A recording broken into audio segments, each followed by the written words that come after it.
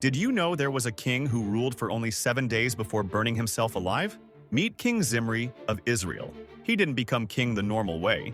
Instead, he murdered the previous king and took over the throne by force. But his victory didn't last long. Within just 1 week, enemy armies surrounded his brand new palace. They were angry about what he had done, and they wanted revenge. Zimri looked out his windows and saw soldiers everywhere.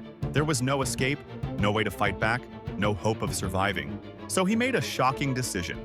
Instead of surrendering or trying to run away, Zimri locked himself inside the strongest part of his palace.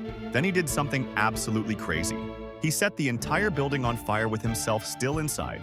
The flames consumed everything: the palace, the treasures, and King Zimri himself. 7 days. That's all it took for his reign to go from triumph to total disaster. The shortest rule in biblical history ended in the most dramatic way possible. Sometimes winning isn't really winning at all.